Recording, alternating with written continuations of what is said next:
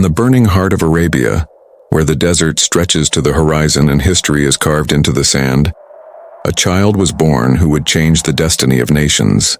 His name would be whispered on battlefields and remembered in prayers.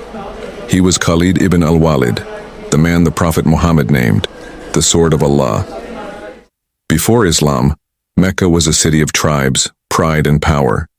Khalid was born into one of its most honored families, the Banu Makhzum, a clan renowned for their skill in war. His father, Al-Walid ibn al-Mughira, was a leader among Quraysh, wealthy, influential, and fiercely opposed to the message of Islam. From a young age, Khalid was molded to lead. He trained on horseback in the harsh desert heat, mastered the sword and the spear, and learned the art of commanding men long before he ever held rank. He was tall, broad-shouldered, and confident, a soldier by blood and by destiny. But at that time, he knew nothing of faith. He saw the world through the eyes of power and honor, and when the Prophet began calling to Islam, Khalid stood firmly with Quraysh against him. It was in the Battle of Uhud that the legend of Khalid first appeared.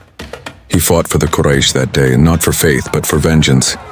The Muslims, led by the Prophet, were on the brink of victory. The Quraysh were fleeing, yet Khalid watched with a soldier's eye. He saw something others missed, a small band of Muslim archers, placed on a hill to protect the army's flank, leaving their post too soon, thinking the battle was already won. With the precision of a master strategist, Khalid led his cavalry around the mountain pass, charging through the gap with terrifying speed. The Muslim ranks scattered. Chaos filled the valley. It was a moment that changed the tide of the battle, and Khalid became the instrument of the Muslims' painful setback. He returned to Mecca celebrated as a hero, but in his heart, victory tasted hollow. For even then, something in him had begun to shift. Years passed. Khalid began to see that the message of Islam was not fading, it was growing. The Prophet Muhammad, despite every hardship, was winning hearts, not just battles. At the Treaty of Hudaybiyah, Khalid watched the Muslims march in calm discipline and unity. He said to himself, "No other people have such loyalty to their leader." And in that moment, the seeds of faith began to grow in his heart. When the Prophet conquered Mecca, Khalid was not there to defend his city. He had already begun to withdraw from Quraysh's cause. He could no longer deny the truth that had become clear to him. Muhammad was indeed the messenger of Allah. Soon after, Khalid set out for Medina. Along the way, he met Amr ibn al-As and Uthman ibn Talha, both on the same journey. Together, they rode through the desert, three men once among the fiercest enemies of Islam, now drawn by the same light. When Khalid entered the Prophet's mosque, the companions looked on in awe. The man who once fought against them now stood before the messenger of Allah. The Prophet smiled and said, "I knew that a man like you, O Khalid, could not remain ignorant of the truth." Tears filled Khalid's eyes as he said, "O messenger of Allah, ask forgiveness for all that I did against you." The Prophet replied gently, "Islam wipes away what came before it." From that day, the warrior of Quraysh became the defender of Islam. Khalid's first great test came at the Battle of Mu'tah. The Muslims faced the might of the Byzantine Empire, an army over 100,000 strong. One by one, the appointed commanders fell in battle: Zayd ibn Haritha, Jafar ibn Abi Talib, and Abdullah ibn Rawaha. In that moment of despair, Khalid stepped forward. He seized the banner, rallied the troops, and fought with unmatched brilliance. He changed formations repeatedly, confusing the enemy into thinking fresh reinforcements had arrived. He personally broke 9 swords in the heat of battle. By his leadership, the Muslims retreated with honor instead of being destroyed. When the Prophet received word, he said, "Khalid is one of the swords of Allah that he has unsheathed against his enemies." And from then on, he was known by that name, Sayf Allah al-Maslul, the unsheathed sword of Allah. After the Prophet's passing, Arabia trembled. Tribes abandoned Islam. False prophets rose. But under Caliph Abu Bakr as-Siddiq, one man was chosen to restore order, Khalid ibn Al-Walid. He moved like lightning across Arabia, defeating rebel tribes and dismantling the armies of impostors. At the Battle of Yamamah, he faced Musaylama the liar, whose forces numbered in tens of thousands.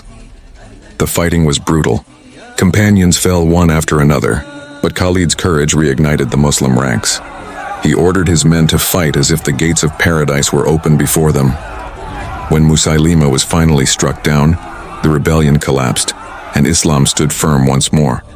With Arabia united, the Caliph sent Khalid north, toward the empires that had ruled for centuries. In Iraq, he confronted the Persian armies. At Ulis, the river ran red with the blood of battle. At Hira, the gates opened before him. City after city fell, not merely to force, but to the justice the Muslims brought with them.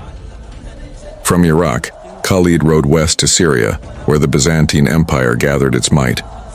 At Yarmouk, one of history's greatest battles unfolded. The Byzantines outnumbered the Muslims many times over. But Khalid's tactics, swift cavalry movements, coordinated ambushes, and perfect timing turned certain defeat into glorious victory. The Byzantine lines broke. The empire's hold over Syria shattered, and the name of Khalid Ibn Al-Walid became legend. Yet for all his triumphs, Khalid never took pride in fame. When Caliph Umar ibn al-Khattab later replaced him as commander, Khalid accepted the order without a word of protest. He said simply, "I fight for Allah, not for Umar." Even stripped of title, he fought with the same devotion.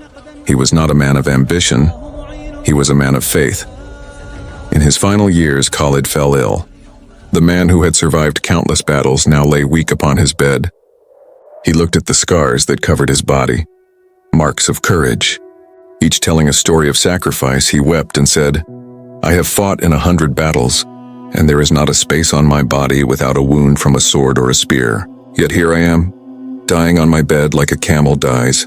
May the eyes of the cowards never sleep." He gave away his armor and possessions in charity, leaving this world with nothing but faith. And when his soul finally departed, the Muslim world mourned not just a commander, but a symbol of courage, humility, and unwavering belief. Khalid ibn al-Walid changed the course of history. His strategies are still studied in military academies centuries later. But his true legacy is not written in victories, it is written in his heart, in his submission to Allah after a life of resistance, in the way he transformed his strength into faith. He proved that a man's greatness lies not in the wars he wins, but in the truth he embraces. He lived as a warrior. He died as a believer, and his name remains even today a beacon of courage for every soul that seeks redemption. Khalid ibn al-Walid, the sword of Allah. Thank you for watching. Don't forget to like, comment, and subscribe to the channel. If you enjoyed this video, share it with your friends and family so we can all spread beneficial knowledge, inshallah. Jazakum Allahu khairan, and see you in the next video.